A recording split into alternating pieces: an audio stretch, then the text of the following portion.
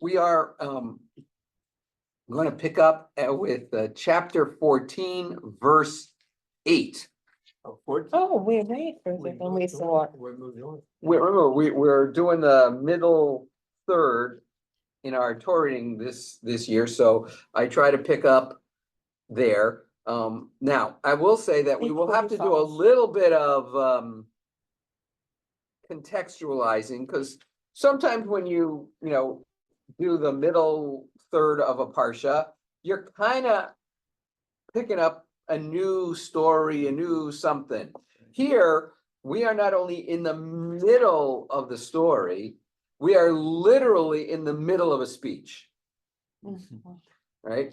Yeah. So I want to go back to chapter 14, verse 5. But before we start there, I'll just sort of refresh everyone's memory that at the beginning of Parshat Shlach Lecha, God tells Moshe, send some scouts to check out this great land to which you are headed. And the Torah describes or gives us a list of all the people and emphasizes that they are all tribal leaders. And the instructions that Moshe gives them are pretty basic for military purposes. Check out the lay of the land, right? Do the inhabitants of the land, are they living in fortified cities? Are they living in open towns and communities? Right? That goes very much to the heart of the question of how hard will it be to conquer the land? Right? Also, while you're there, check out the military strength of the people we are going to encounter. Again, this is military preparation. Know your enemy, know their strengths, know their weaknesses. And while you're there, check out the land. I mean, what kind of resources are we going to inherit? Is it lush? Is it verdant? Is it not so much? Tell us more about, and bring some snacks home with you, right? You shouldn't come home empty-handed. Bring with you some samples of the land. This is exactly the way we still travel, right? Unless you forget, in which case the person gets a t-shirt from the airport. So the spies go off, and yes, Mark. Since God is giving them the land, God is going to be with them. Why do they need to check out the land? Because it's a given that God is going to make them successful. Okay, two things. One, unlike when the Israelites left Egypt, and more like when the Israelites had to fight the Amalekites in the wilderness, the Israelites are going to have a role in this. That God will support them is nice, but you don't walk into a fight without knowing what you're walking into. That is called planning for disaster. Right? There's not a promise here that God is going to miraculously disappear the Canaanites and the Amorites and all the other ites that are hanging around in the land. Right? The Israelites are, in fact, going to war. From the beginning of the book of Bamidbar, that's been the thrust. This is set up from the get-go as a military camp in motion. Right? The language, litzibotam, by their troops. This is a battle. That God will support them in the battle is a plus, but it doesn't mean they're not going to fight. So at a minimum, they need to know what this fight is going to look like. Intelligence. Yes, it's intelligence gathering. Right? And the fact that what you might say, Mark, is true, that God will ensure their victory, seems to be lost on the majority of the spies who visit the land. That's the crux of this story. You know, and we're going to see it in the verses we're going to read in a second, but they agree on certain things. It's a lovely place. It's verdant, it's lush, flowing with milk and honey. And full of giants. And full of giants, and we're gonna get our asses kicked, pardon my language. We should run away back to Egypt. Because, you know, being slaves in Egypt is better than being corpses in Israel. That's essentially what they're saying, That's true. right? Can I backtrack? Sure. In our book, when Moses changes Joshua's name to Joshua, it says it's just a Y for the Yud, but it says, Rashi says, may God save you from the malign influence of the other scouts. So is there some foretelling here? Because the other scouts are kind of like. All right. So the short answer is, depends on how pious you want to be. Okay, I'm being a little flip in that. Is Moses aware of what's about to happen? We don't know that Moses has those kinds of prophetic abilities. And if he does know that this is about to happen, why is he just sort of going along with the flow? Right? It seems like if Well, you're a commander and you know your people, so maybe he knows these are weaklings. then why send them? Well, they've been complaining for a long time about it. No, they They haven't. haven't. This is we haven't hit the complaining Oh, stage okay. yet. This pre. No, Bill. Rabbi, hi, thank you. I wanted to ask, well, instead of planning to go to war, could you start from the other end and try to purchase the land? Start going back to like the story of the cave of Machpelah and stuff, where you purchase land from the foreigners. You could then try to purchase the Holy Land.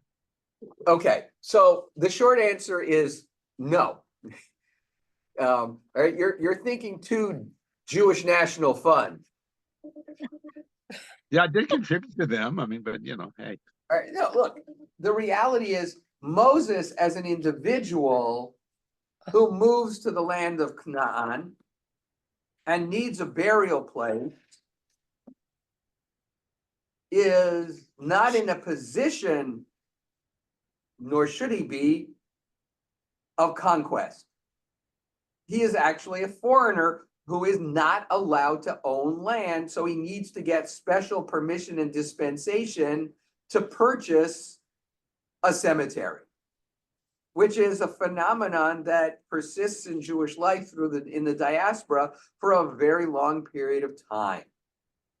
In many Jewish communities, the only thing that the Jewish community owned was a cemetery.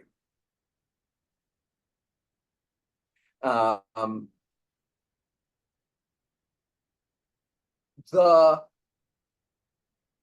idea that you can take an entire nation and say, okay, Canaanites, and Amorite, and let me just buy this from you and go somewhere else. Doesn't really work, because there's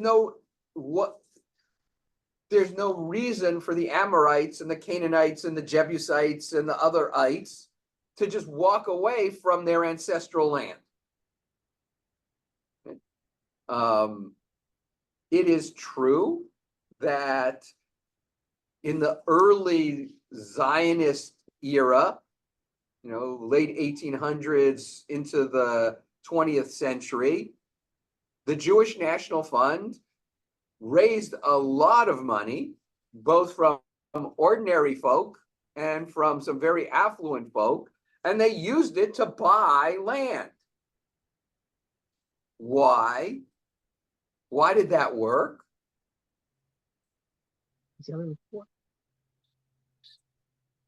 Well, system work. The system- It worked because the land was, by and large, worthless. Imagine if I came to you and I said, look, Bill, you have a lovely swamp over here. Let me buy it from you. And you would say to me, oh, no, I couldn't possibly sell that treasure to you.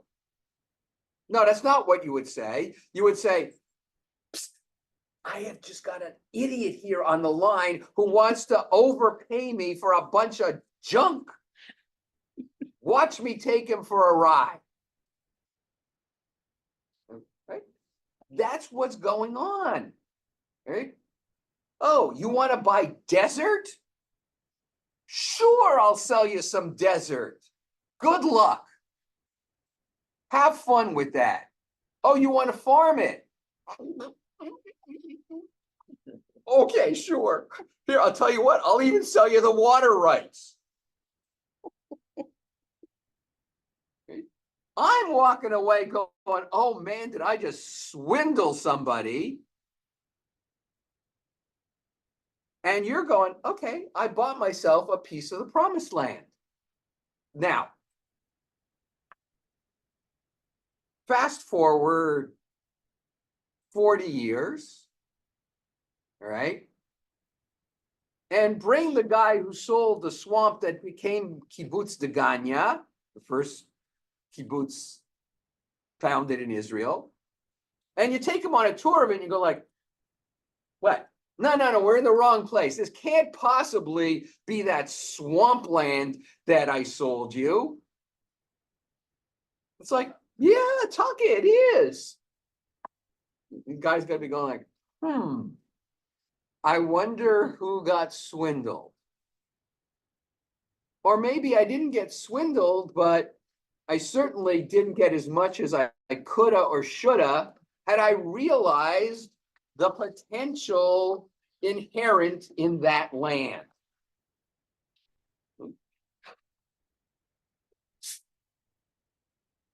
Our mental images of Israel are post-fact, not pre-fact, right? If you've had an opportunity to visit Israel, where do they take you? Well, yeah, I mean, All the good sites. they take you to the places that have been built up. They take you to places where they've planted millions of trees and it's lush and it's green. And they take you to, right? And even if they take you to the Kotel, it ain't what it looked like a century ago. And the area around it certainly doesn't look like what it looked like a century ago. If you have a little spare time, Google Mark Twain and his visit to the Promised Land. He's not impressed. Why? Because nobody would have been impressed. It was a nothing place to visit. It was barren and gray and brown and empty. But the sky was really blue. The sky was really blue. Right? Well, I like the It was picture, not a destination location the same way it has become. but I like the picture of the people that when they bought the land where Tel Aviv is now, and all the pilgrims are standing out there and that's just the desert. It just, yes, Yeah. it's a I think- beach, Yes, you know, now That's a granted, great sand, picture. sand on a beach is not bad, but there's nothing. There's just this big, vast, empty. Right? So what's it worth? It's worth bupkis. It's worth bupkis to the person who owns it, so the person who owns it is looking at whatever I can squeeze out of this is found money.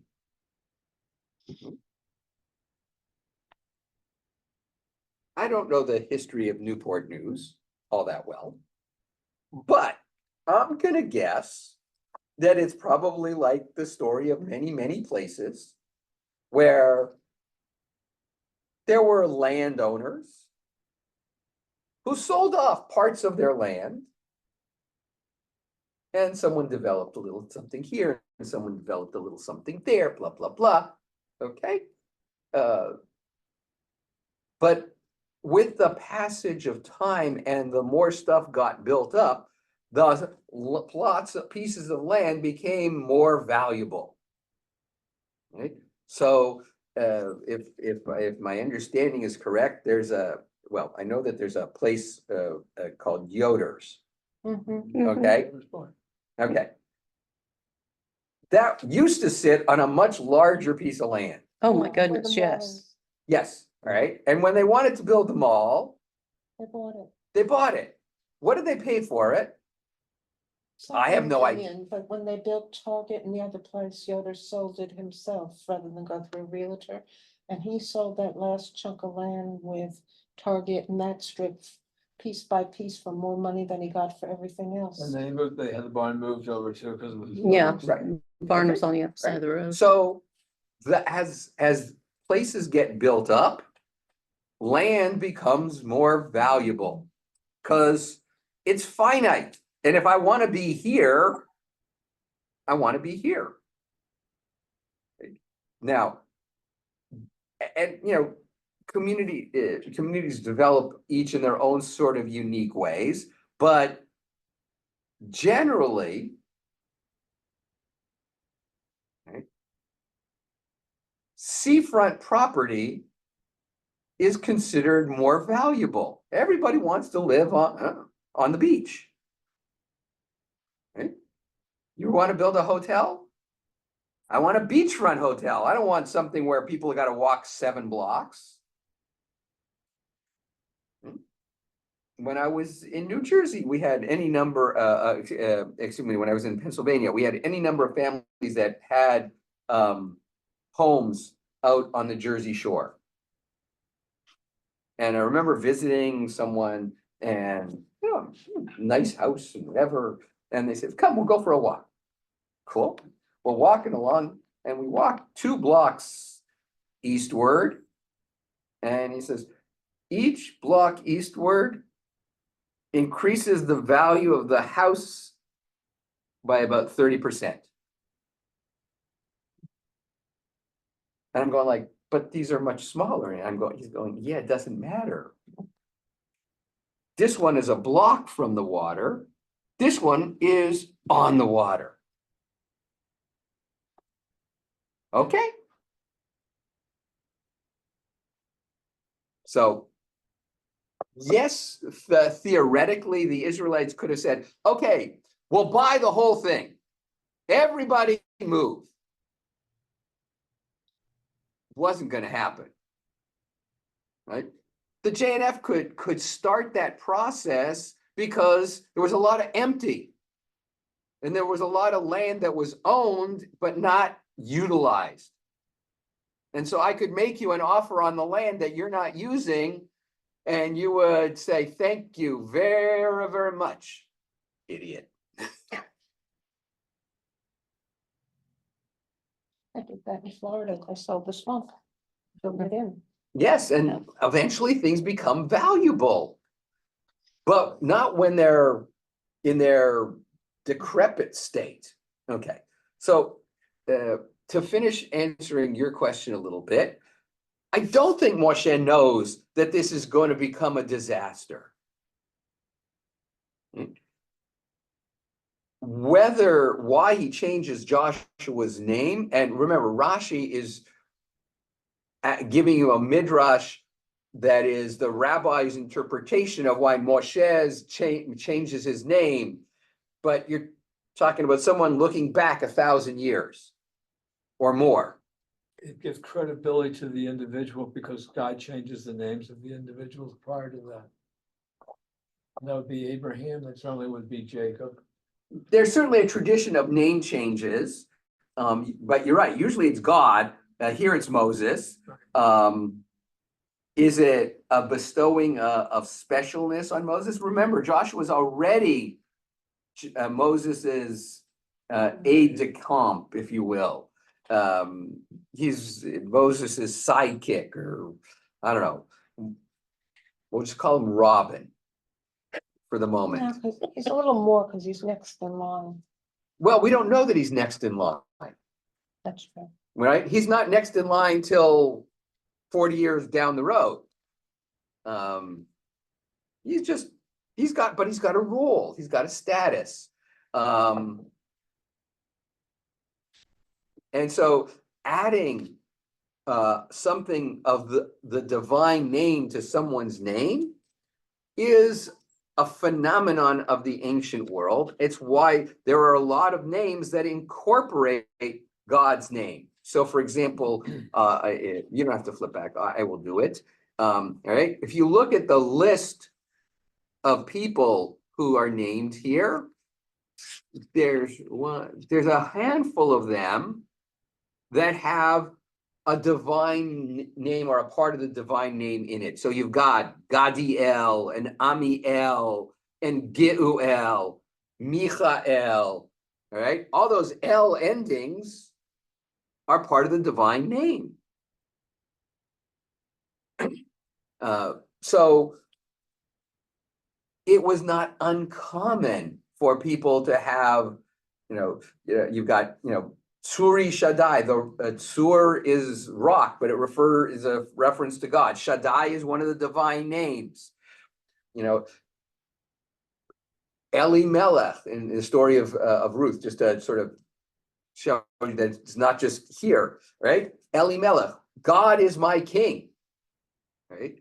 Kings usually demand and receive loyalty, except what does Elimelech do the minute there's a famine? Run away, he leaves, he goes to Moab. His name is ironic.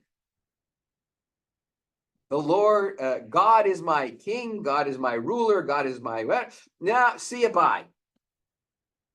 Right? Pretty much all the names in the book of Ruth have a subtext meaning.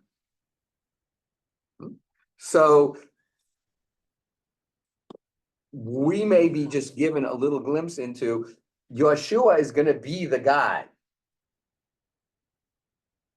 And I just want to double check one thing before I say what I'm about to say.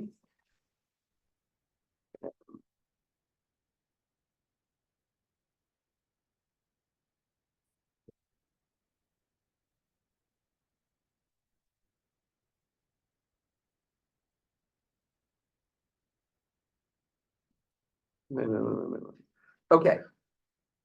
In chapter 17, verse 8, the Amalekites have attacked the Israelites.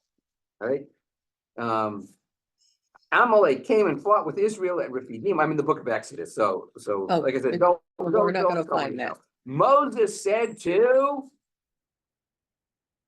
Joshua, Yehoshua, pick some men for us and go out and do battle with Amalek. This is within weeks of the Israelites leaving Egypt. So he'd already renamed him. Or we just have different strands of tradition that somewhere along the way, Joshua's name is changed. Right? But in the book of Exodus, it's already Joshua. So if it was Joshua within weeks of leaving Egypt, how is it now Hosea to be changed to Joshua? Or perhaps we're getting an insertion here of, oh, yes, this Hoshea is really this guy you know as Joshua, and Moses changed his name.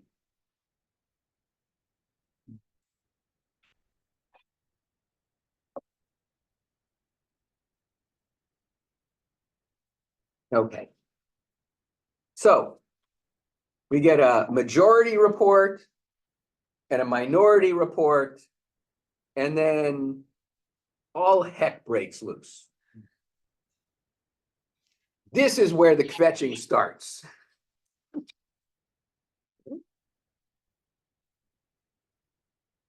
And so got all these people going, no, let's go back to Egypt. Let's go back to Egypt. It was great in Egypt. Okay, it wasn't great, but let's go back anyway. It's familiar. All right, then verse 5, then Moses and Aaron fell on their faces before all the assembled congregation of the Israelites. And Joshua, son of Nun, and Caleb, the son of Yefuneh, of those who had scouted the land, rent their clothes and exhorted the whole Israelite community. The land that we traversed and scouted is an exceedingly good land. So far, all they've done is sort of echo the positive part of what the other scouts said. Remember, the scouts don't say it's a terrible place, it's desert and swamp, and why on God's earth would we want to go there? They're going like, it's beautiful, it's wonderful, it's terrific. We're just never going to be able to pull it off. And tomorrow on Shabbat, we'll start reading at verse 8. Right. So, by the way, why the rabbis chose to split the Aliyah here, so that we are not only in the middle of the story, but we are in the middle of a speech, is a fascinating question, to which I do not have an answer, but it's an interesting question. So you'll have it by Friday? Unlikely. So I would not hold my breath. Give me advance notice. And I'm telling you, don't hold your breath. Well, we know that's not going to be part of his Devar. I got that now. I don't know what I will be speaking about necessarily, but that ain't it. I'll prepare myself. Okay. So what do Joshua and Caleb say? If the Lord is pleased with us, God will bring us into that land, a land that flows with milk and honey, and give it to us. Only you must not rebel against the Lord. Have no fear then of the people of the country, for they are our prey. Their protection has departed from them, but the Lord is with us. Have no fear of them. As the whole community threatened to pelt them with stones, okay, they're not impressed by this speech. The presence of the Lord appeared in the tent of meeting to all the Israelites. Okay, so what's happened, right? Joshua and Caleb are essentially exhorting the people to go forward. We can do this because God's on our side. And in the Hebrew, where our translator went with, they are our prey, it says, ki lachmenu hem, lachmenu lechem, our bread. All right? They are going to be devoured by us, right? And when it says their protection has departed from them, it ties in to this idea that each nation had their protector god or gods, and God, being mightier than all of them, has caused them to flee in fear and panic, and we will romp easily and defeat them.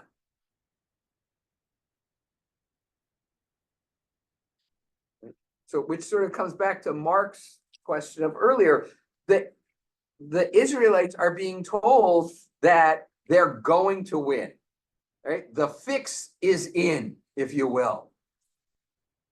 But what's the condition? You have to listen and do what God asks you to do. Which is simply the covenant that's already been, Yes, it's not like there's new expectations, there's the same set of expectations. This covenantal agreement, you need to take it seriously.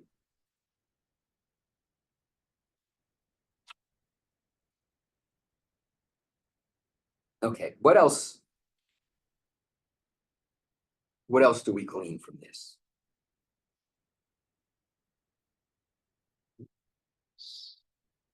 seems like there was a sort of a large difference between Joshua and Caleb and those that went with them.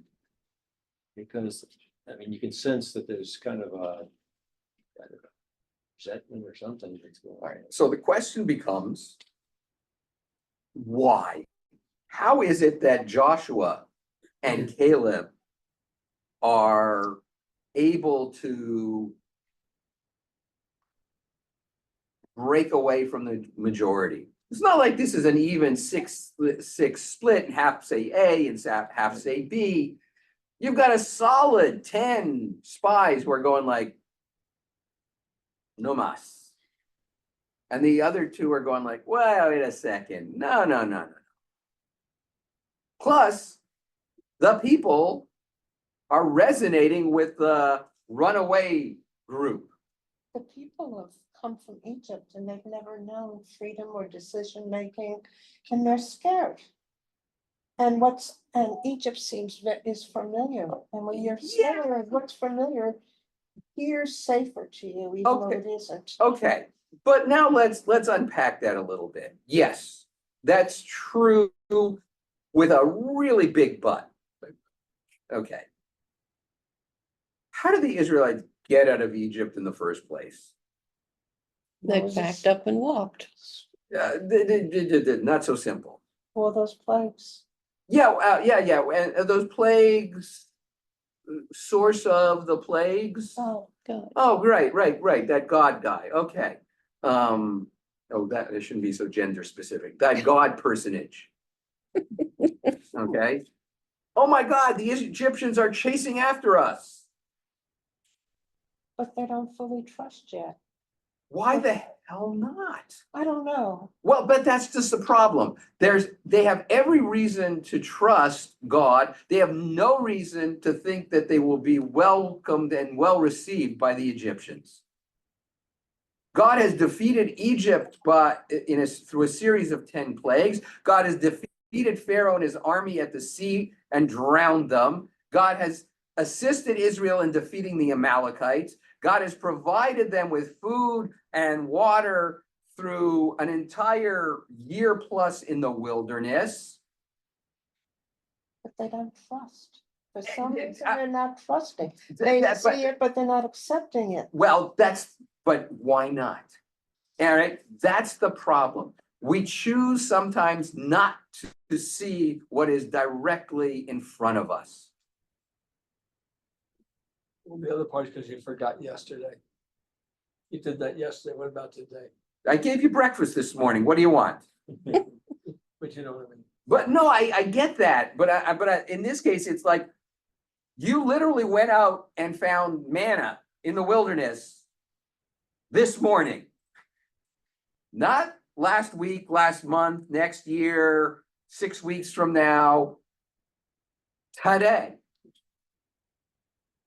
No, it is a remarkable failure on the part of the Israelites. And especially, I would say here, their leadership. You know, what if, all right, imagine, we'll do an alternate universe thing. Imagine now if instead of having 2 in favor and 2 in favor and 10 against, reverse it. 10 of the spies come back and say, yay, let's go. All right. And the other 2 going like, I'm not so sure. Do the people give up the same way? Do they react the same way? Probably not. Probably not.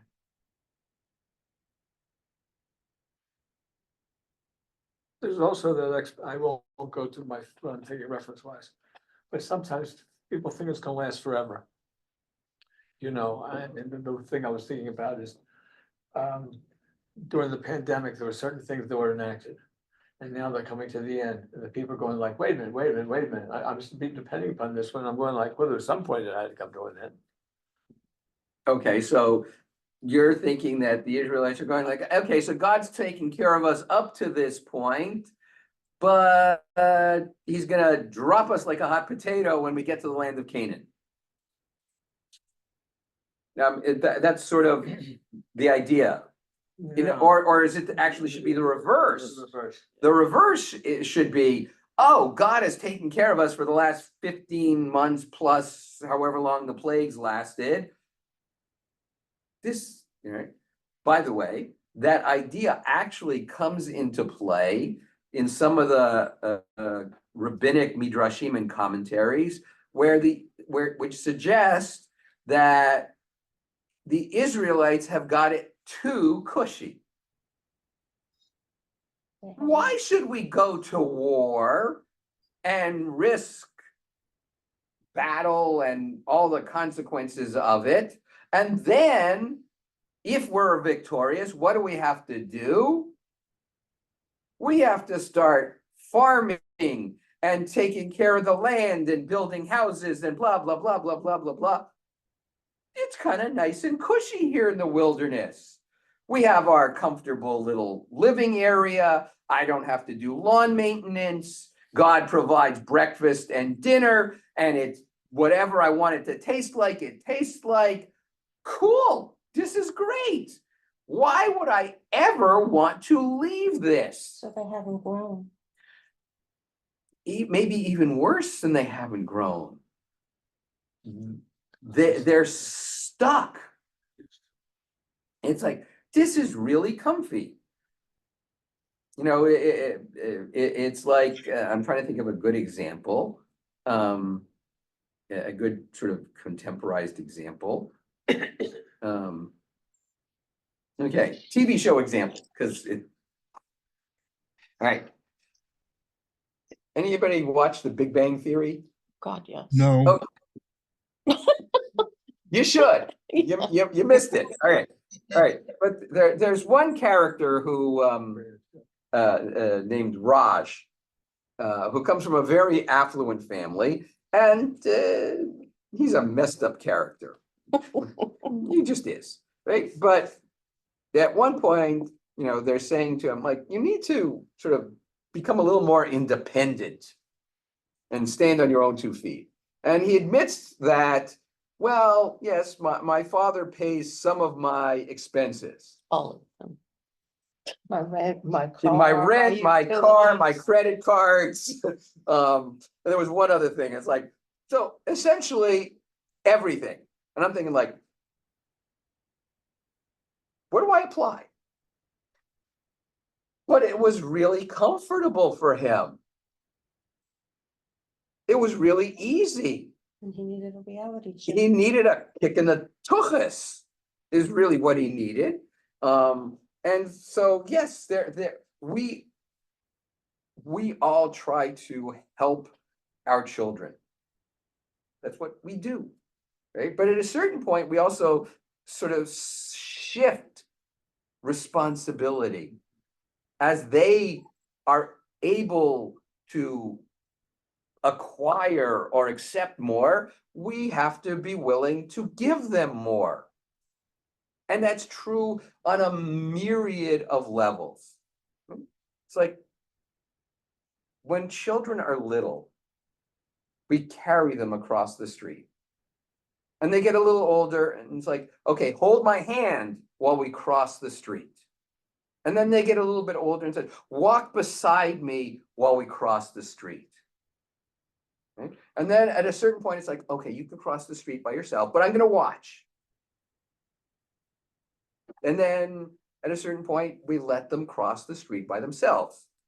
Now, the first time we let them cross the street by themselves without them knowing that we're watching, it just means we're hiding behind a car or a tree or something.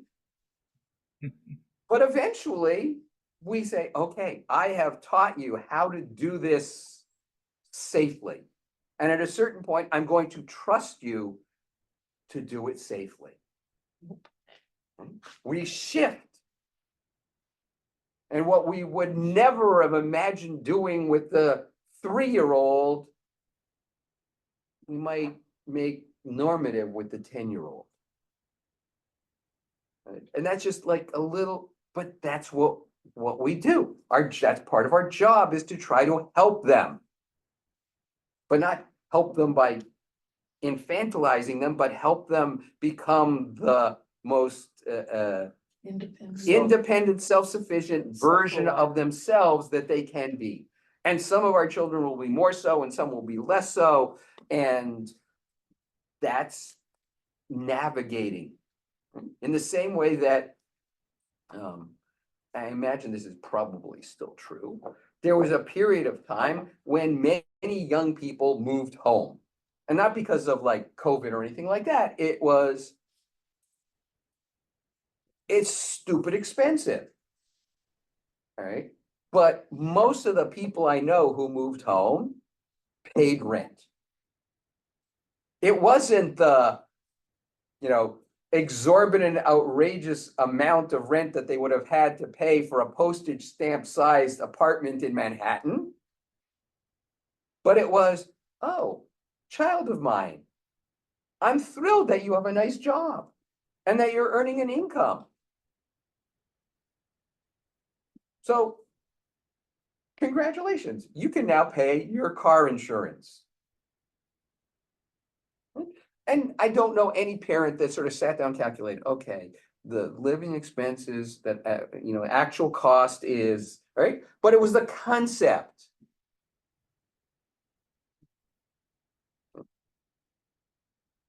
And it wasn't because, oh, they can't. It's because it's a skill set and it's a maturation that they need to learn no matter what. And the environment of life is constantly changing, even for mature, people, it's not like people. So, But this wasn't initial, this is not saying when you reach 18 years of age, here's the following things that are gonna happen. So this is not God saying to the people, let me tell you, I'm gonna take care of you for the first 18 years. No, it's not After that. that, so this is not at all, so they don't even have a warning that, This has to do with the covenant, I think. Like, Well, things but- are going good, we're getting fed, and I don't really and- like that Shabbat thing, and so and I'm, to use your word, too comfortable. Why would I ever move out of this? And have personal responsibility and accountability. Because even if you think about the covenant, most of it is not relevant and operative until you're in the land and living as a real nation, right? I don't have to worry about, leaving the corners of my fields and the gleanings and providing for those who are in need out of my resources and providing for this and taking care of that.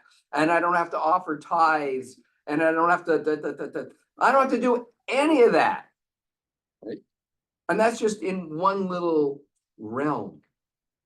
So maybe it's kind of nice to remain in that infantilized bubble. But we all know that that's not healthy. And basically God is saying, look, it's interesting because this sort of gets lost in the text where God says to the Israelites, you have spent enough time at the foot of Sinai.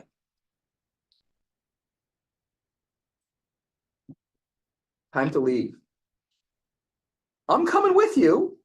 It's not like I'm abandoning you. And Dafka, what do you get? You get this literal, physical manifestation of God's presence that travels with them and leads them through the wilderness.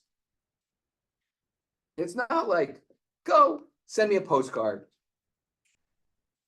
You know, when we take our children to college, we don't say, see ya. You know, let me know when you're coming back in December. It doesn't work like that. You know, or if they don't go to school, but they go and get their own place, an apartment. It's like, oh, here, we help them with it. And you know what, Mama, come here. Let's go to the Target and we'll pick up a few things, and then we'll pick up a few things that you wouldn't have thought of, but that I thought of that you're going to need, and and we set them up a little bit, but we don't just say, okay, now you're on your own. I mean, there are families that do stuff like that, but by and large, it's not like, okay, I've done my part, you're on your own, good luck. Let me know when I have grandchildren. And you know, we'll pick up no, it's not that.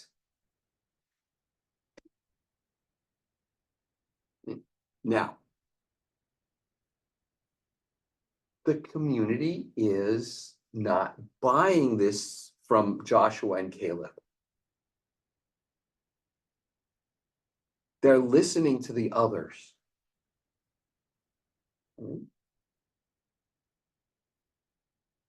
And they're literally ready to do violence. And God appears. And to whom does God appear? All of them. Everybody. Which is interesting because we almost have two strands of tradition. God appears to Moses and only Moses. God appears to everybody. And prior to that is when, I'm sorry? prior to that situation, when did God appear to everyone? Sinai. At Sinai, but he appears before Moses. Well, no, because Then he's it not- says, B'chol ha'am ro'im, and the whole nation sees the manifestation of God. All right, thank you. When Moses goes back up again and you have that encounter that leads to the creation of the tablets and the second tablets, and Moses comes down and he's transformed, that's a Moses God exclusive. But there are moments when God appears to everybody. And it's very probable that God appears only to Moses and God appears to everybody sometimes, represents two different strands of tradition. In one, God can manifest to everybody, and everybody or anybody can theoretically request, may not receive, but request an audience or an encounter with God.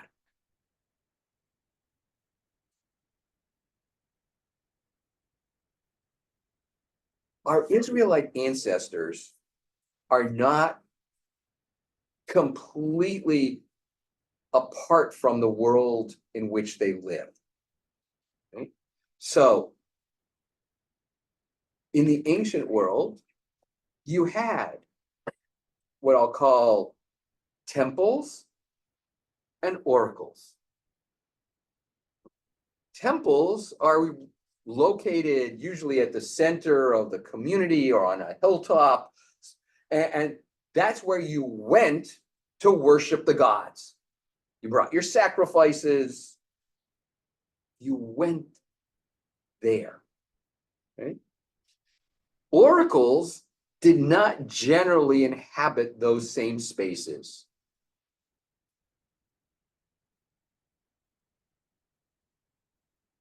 And in Israelite reality, the temple, the Mishkan, is at the center of the camp, and that's where cult and worship took place.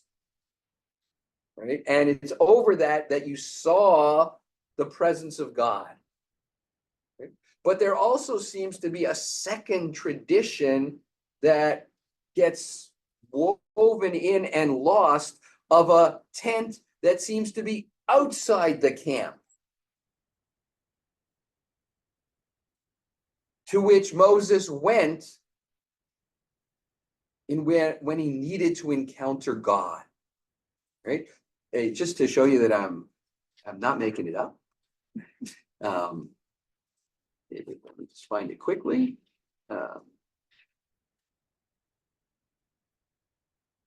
Where is it? Come on.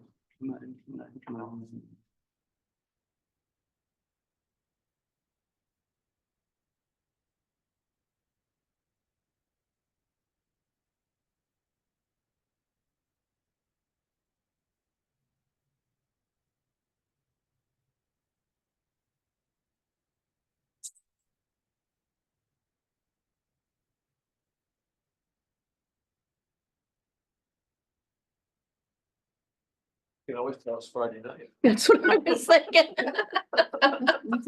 Can you Google this? Can we Google this? Probably. I just get annoyed with myself We're when I trying to can't help 'em find out. something. I know. Oh, here it is. Okay. I went in the wrong direction. Okay. We all do. First time. How have I? Okay. Okay. God says to Moses, I'm going to make your job easier by appointing 70 elders to assist you in dealing with the people and governing the camp, and then, right? And Moses is told, okay, here we go.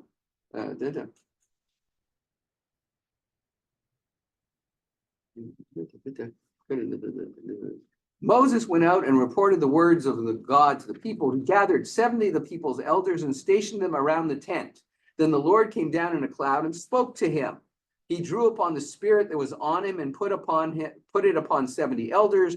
When the spirit rested upon them, they spoke in ecstasy, but they did not continue.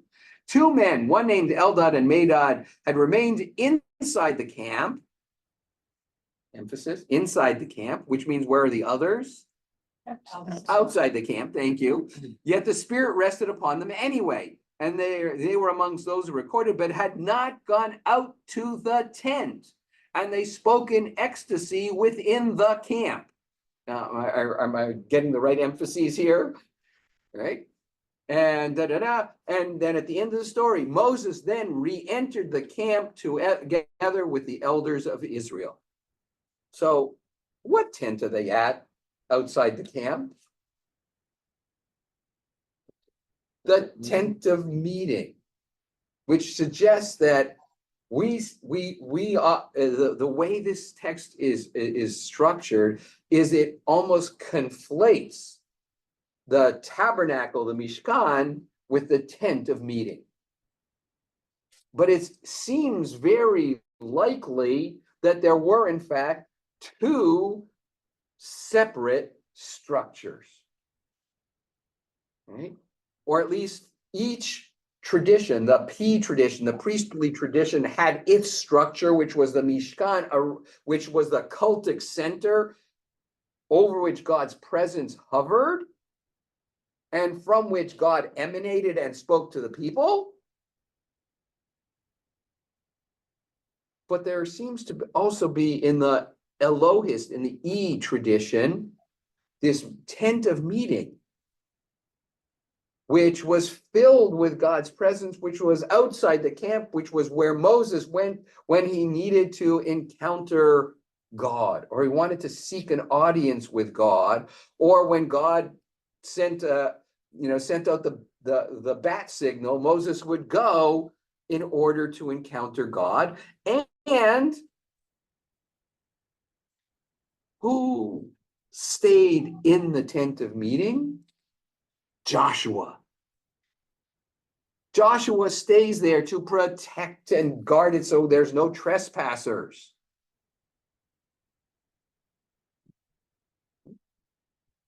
it's a whole separate kind of idea of, but the oracular one was theoretically more accessible. You could go and hope for an audience with God.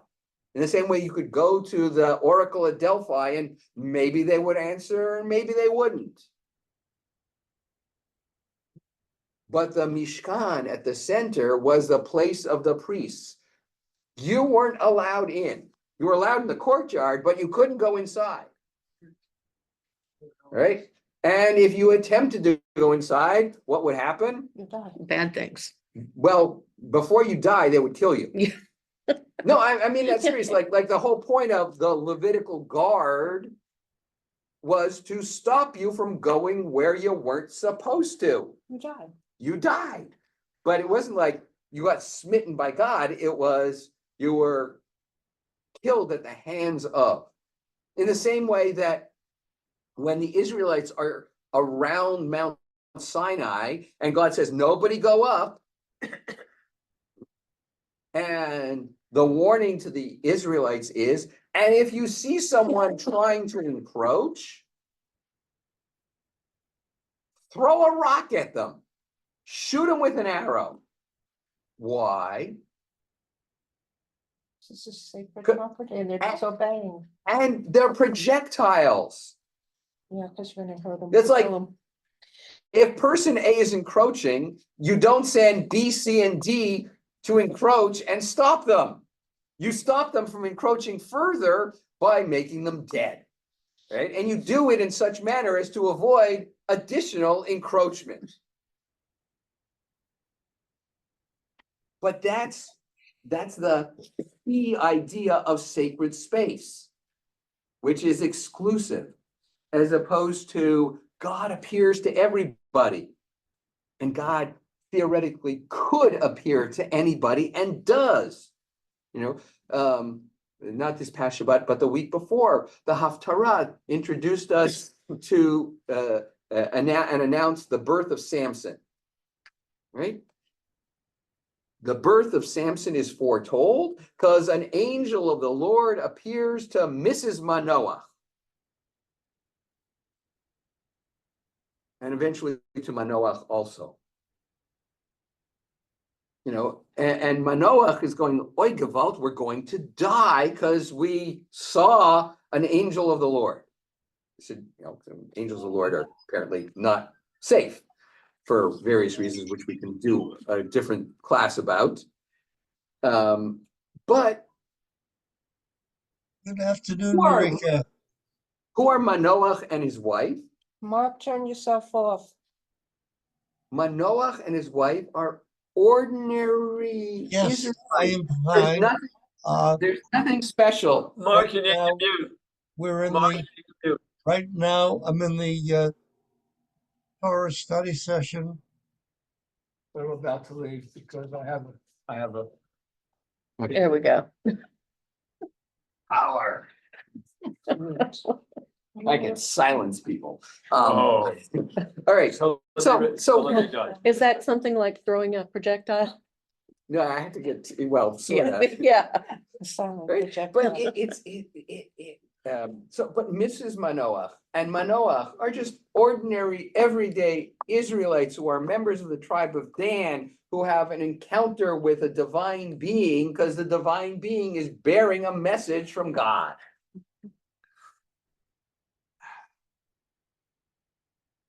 So it just, right? So I want to suggest that there are, at least in the biblical tradition, probably not one, but two venues with different realities and different accesses, which I think is just a valuable and important idea for us to preserve in modernity, recognizing that there are multiple portals and pathways through which we can approach God.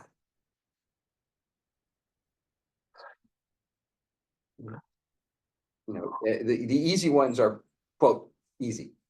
Prayer, study, the performance of mitzvot. And they're not necessarily mutually exclusive, but they're very, very different. Both in how you do it and how you experience it. Yeah. And when you recontextualize a little bit, you recognize that there are many things that are potential portals or mechanisms by which we connect to and serve God.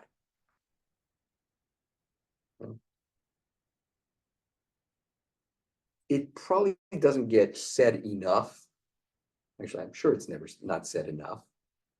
But I would venture a guess that most people who go to congregational board meetings do not think they are going into a moment of sacred service.